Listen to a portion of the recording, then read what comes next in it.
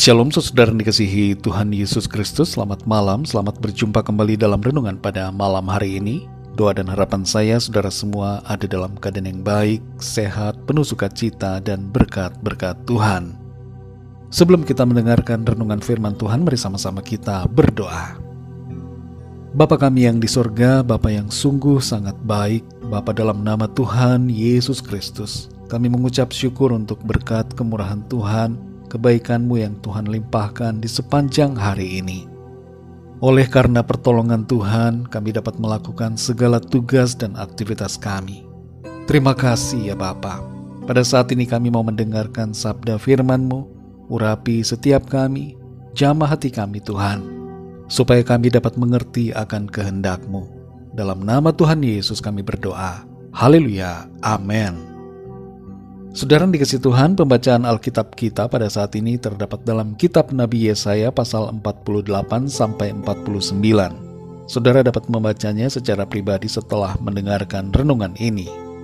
Saya akan membaca Yesaya 48 ayat yang ke-18. Tertulis demikian. Sekiranya engkau memperhatikan perintah-perintahku, maka damai sejahteramu akan seperti sungai yang tidak pernah kering.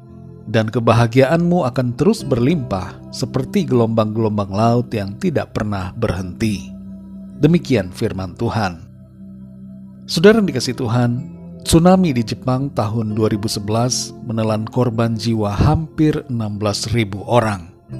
Tsunami yang terjadi di tahun 2004 yang melanda Banda Aceh menelan korban jiwa lebih dari 200.000 orang. Peristiwa bencana seperti ini membuat kita sadar betapa mudahnya kemusnahan terjadi atas manusia. Hanya dengan gempa bumi yang berlangsung beberapa detik saja, dunia ini sudah dilanda kehancuran yang begitu parah, serta menimbulkan kehilangan jiwa yang begitu banyak. Bangsa Israel bukanlah bangsa dengan jumlah penduduk yang banyak. Populasi mereka hanyalah sedikit saja. Bahkan Alkitab juga menyebutkan mereka sebagai bangsa yang kecil. Jumlah mereka dibandingkan bangsa-bangsa lain hanyalah kecil, saudara. Dan karena itu adalah sangat mudah sekali bagi Tuhan untuk memusnahkan mereka dalam sekejap. Tapi kasih dan kesetiaan Tuhan pada janjinya telah menjaga mereka. Sekalipun mereka berulang kali memberontak dan tidak setia, kita pun semua manusia di bumi ini begitu mudah lenyap, tapi kasih Tuhan telah memelihara kita. Itu sebabnya saudara kita hendaknya selalu ingat dan menghargai akan kasih anugerah Tuhan.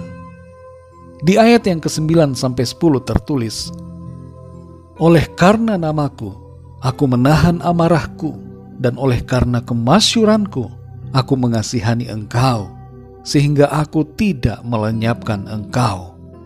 Sesungguhnya aku telah memurnikan engkau, namun bukan seperti perak, tetapi aku telah menguji engkau dalam dapur kesengsaraan. Saudara dikasihi Tuhan, ayat ini berbicara kepada bangsa Israel, bagaimana karena ketegaran hati mereka, mereka masuk dalam dapur kesengsaraan. Jangan sampai kita dimurnikan dan diuji dalam dapur kesengsaraan karena pemberontakan yang kita lakukan, seperti apa yang telah dilakukan oleh umat Tuhan di masa lalu. Biarlah kita senantiasa hidup mentaati Tuhan. Tapi kalaupun seandainya saudara ada di antara kita yang saat ini mengalami ujian dapur kesengsaraan, ambillah sikap pertobatan dan ketahuilah bahwa Tuhan mengasihi saudara. Tuhan mau memulihkan dan menolong saudara. Ambillah komitmen untuk berubah dan hidup semakin mengasihi Tuhan. Yang Tuhan rindukan untuk kita lakukan adalah mentaati kehendak-Nya. Kita perhatikan dalam Yesaya 48 ayat 18 ini. Di situ dikatakan, sekiranya engkau memperhatikan perintah-perintahku, maka damai sejahteramu akan seperti sungai yang tidak pernah kering, dan kebahagiaanmu akan terus berlimpah seperti gelombang-gelombang laut yang tidak pernah berhenti. Sungguh luar biasa saudara, kalau kita mentaati perintah Tuhan, maka kita akan selalu berbahagia dan penuh damai sejahtera. Ini janji Tuhan bagi kita. Itu sebabnya Tuhan Yesus berkata dalam Yohanes 15 ayat 7 dan 9, "Tinggallah dalam Aku dan dalam kasih-Ku." Mengapa demikian, saudara? Karena di dalam Dia, dalam ketaatan kepada Tuhan, dalam kasih akan Tuhan, kita akan mengalami sukacita, damai sejahtera, berkat dan kebahagiaan yang sejati.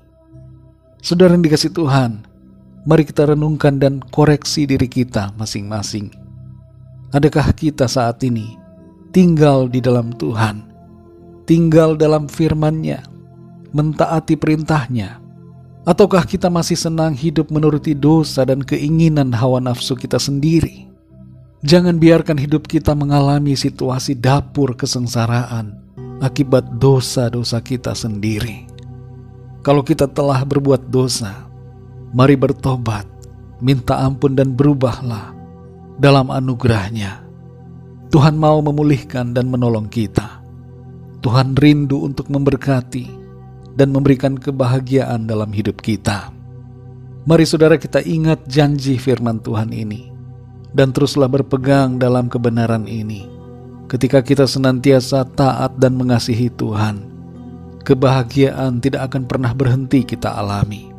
Sukacita sorgawi akan melimpah, damai sejahteranya akan memenuhi hati dan kehidupan kita. Karena itu saudara, taatlah dan setialah, kasihilah Tuhan dengan segenap hati kita. Mari kita berdoa. Bapa kami yang di sorga, Bapa, dalam nama Tuhan Yesus Kristus, kami mengucap syukur untuk firman-Mu yang sudah kami dengar pada saat ini. Janji-Mu, ya dan amin. Engkau berjanji melimpahkan damai sejahtera dan kebahagiaan yang terus-menerus dalam kehidupan kami. Asalkan kami senantiasa mau dengar-dengaran, mentaati akan perintah-Mu. Kami mau ya Tuhan, melakukan kehendak-Mu dalam hidup kami. Kami mau mengasihi Engkau, hidup dalam firman-Mu, tinggal di dalam Engkau senantiasa. Ampuni kami ya Tuhan, kalau selama ini kami memberontak, kami tegar tengkuk, kami tidak mau dengar-dengaran, dan hal itu membuat kami masuk dalam dapur kesengsaraan. Kami akui segala dosa kesalahan kami di hadapan-Mu. Kami mohon pengampunan-Mu Tuhan, dan pulihkanlah keadaan kami. Jadikan kami baru, dan senantiasa mengasihi Engkau ya Tuhan. Berbicaralah terus pada kami ya Roh Kudus, dan pimpin kami supaya kami selalu hidup dalam kebenaran-Mu. Berkati kami sepanjang malam ini, lingkupi kami dengan kuasa dan kasih-Mu. Kami mohon lawatan Tuhan atas setiap kami, yang sakit disembuhkan, yang lemah dikuatkan kembali, yang susah dihiburkan, yang mengalami masalah persoalan diberikan jalan keluar. Terima kasih Tuhan. Kami percaya berkat damai sejahtera dan kasih karunia Tuhan senantiasa berlimpah dalam hidup kami. Dalam nama Tuhan Yesus Kristus, Tuhan dan Juru Selamat kami sudah berdoa dan mengucap syukur. Haleluya. Amin. Puji Tuhan, saudara yang dikasihi Tuhan, saya percaya firman Tuhan menjadi berkat dan kekuatan buat saudara semua, dan Roh Kudus akan menolong saudara untuk lebih lagi memahami kebenaran firman Tuhan. Tuhan Yesus memberkati saudara semua. Sampai jumpa dalam renungan yang berikutnya. Haleluya.